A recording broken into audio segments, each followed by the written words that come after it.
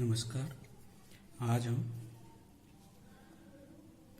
दो parallel operated generator में field excitation और मैकेनिकल पावर इनपुट में चेंज का इफेक्ट का स्टडी करेंगे। तो कैसे अगर एक्साइटेशन चेंज करते हैं, मैकेनिकल पावर इनपुट चेंज करते हैं किसी एक अल्टरनेटर की, तो उसके ऊपर क्या फ़र्क पड़ता है। जैसा कि नॉर्मल कंडीशन में अपने देख रहे हैं कि ये दो जनरेटर हैं G1 एंड G2, जिनका nodal voltage E1 and E2 है। ये दो इनके ZS1 एंड ZS2 क्या है, रिएक्टिव इम्पीडेंस है। ये इसका टर्मिनल वोल्टेज और ये आपका लोड है। तो स्टार्टिंग कंडीशन पर ये मानते हैं कि दोनों अल्टरनेटर आइडेंटिकल है, यानी कि ZS1 इक्वल टू ZS2। जो अल्टरनेटर 1 है उसका पावर फैक्टर उसके पावर फैक्टर के बराबर है, दूसरे पावर फैक्टर के बराबर है।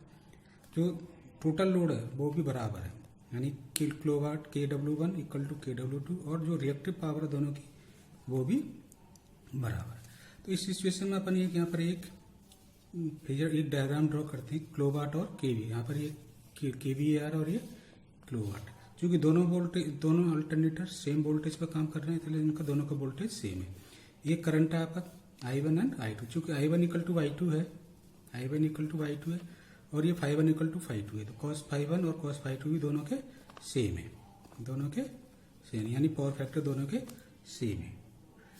यहाँ पर क्या अपन ने एक इसको जैसे ड्रॉ किया, यहाँ पर I1 R1, I1 X1, ऐसे यहाँ पर I2 R2।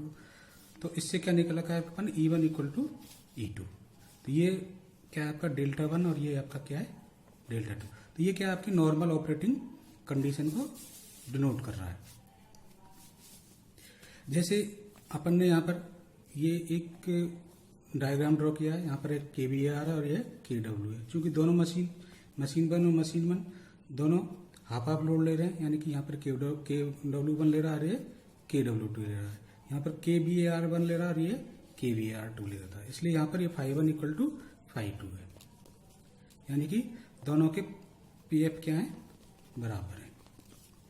अब अपन स्टडी करते हैं कि अगर अपन एक्साइटेशन चेंज करते हैं, लेट मशीन 1 का अपन एक्साइटेशन चेंज करते हैं। एक्साइटेशन इसका क्या करते हैं, E1 को इंक्रीज करते हैं। जैसे E1 को इंक्रीज करेंगे, एक्साइटेशन इंक्रीज करेंगे, तो इसका जो वोल्टेज है E1 से क्या हो जाएगा, E1 डैश हो जाएगा। नो लोड वोल्टेज क्या हो जाएगा, चेंज हो जाएगा। जैसे इसका चेंज हुआ तो यहाँ पर क्या होगा, एक सिंक्रोनाइजेशन वोल्टेज जब डबल पर होगा, यानी कि E1 माइनस E2 क्या होगा, ES बाई। यहाँ पर ये आपका जनरेटर हुआ, ये आपका वही है I1, ये I2। नॉर्मल कंडीशन में ये ∅1 और ये ∅2 दोनों बराबर है। तो इस जो सिंक्रोनाइजेशन वोल्टेज, इसकी वजह से क्या होगा, एक सिंक्रोनाइजेशन करंट IS जनरेट होगा। क्योंकि IS और I1 दोनों का रिजल्टेंट क्या होगा, ये I1 डैश होगा। ऐसे यहाँ पर I2 और IS Y का रिजल्टेंट क्या होगा, ये I2 डैश होगा। अब इसमें आप देखो कि I1 और I1 डैश, पहले I1 का क्या था, ∅1 था, अब ये क्या हो गया, ∅2 हो गया। यानी कि ∅1 डैश इज ग्रेटर देन ∅2। इसका मतलब क्या, cos ∅1 dash is less than cos ∅2।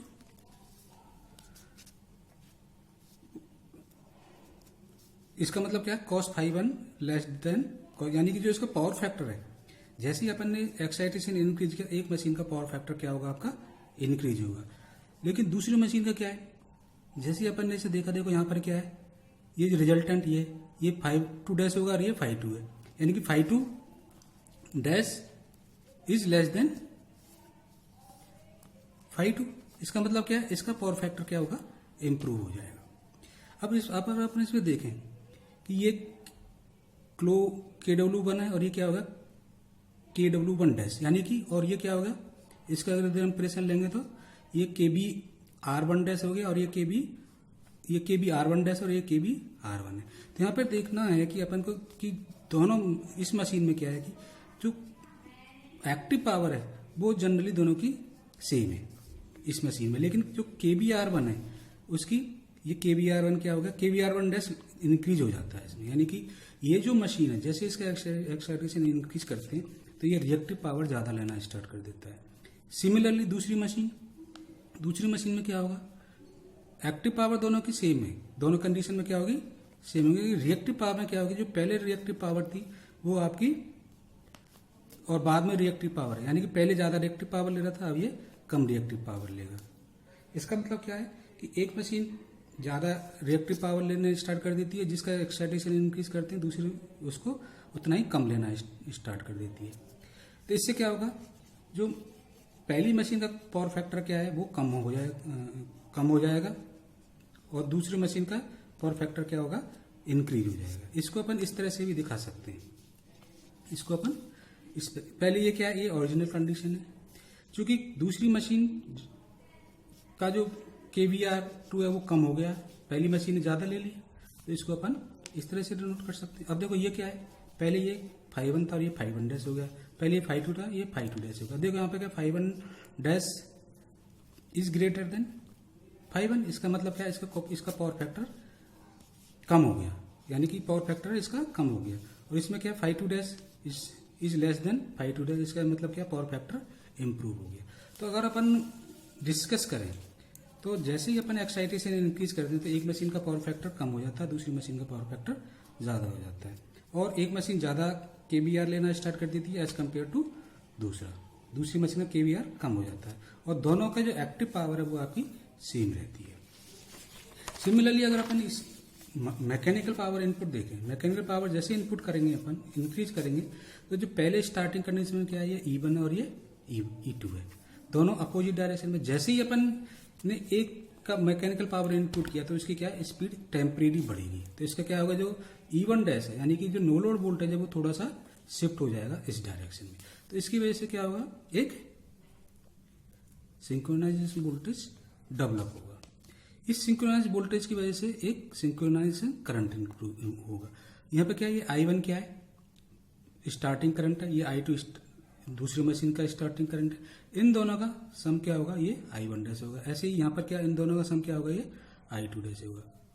ठीक है, अगर अपन देखें कि इस कंडीशन में जो रिएक्टिव पावर है वो करीब करीब दोनों में सेम है, लेकिन जो एक्टिव पावर है, पहली मशीन जैसे ही अपन ने इसमें मशीन का इनपुट इंक्रीज किया, इसकी एक्टिव पावर और इसकी एक्टिव पावर में चेंज हो गया। जो एक्टिव पावर जो बाद में मशीन ज़्यादा लेने स्टार्ट कर दीजिए एज कम्पेयर टू पहले।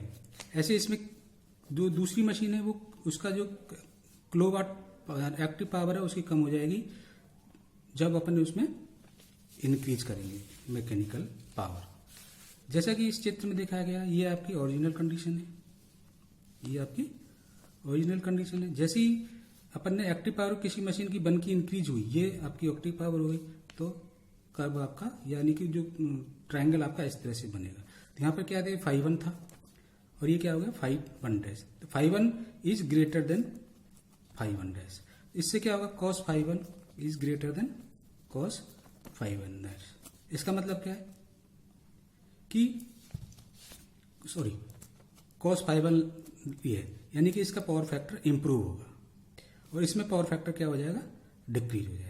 इसका मतलब क्या, जैसे ही अपन मैकेनिकल पावर इनपुट देते हैं तो जो मशीन जिसको अपन ने जिसकी स्पीड बढ़ती है तो इसका क्या फ्रीक्वेंसी बढ़ जाती है, उसकी क्या फ्रीक्वेंसी बढ़ जाती है। तो इस फ्रीक्वेंसी को नॉर्मल फ्रीक्वेंसी पर रखने के लिए क्या करना पड़ता है, दूसरी मशीन का अपन को स्टीम की इनपुट को कम करना पड़ेगा इस केस में, तभी आपकी जो नॉर्मल फ्रीक्वेंसी है वो आपकी आ पाएगी। तो ये आपका effect of excitation and mechanical power input का स्टडी है। आपको अच्छा लगा होगा और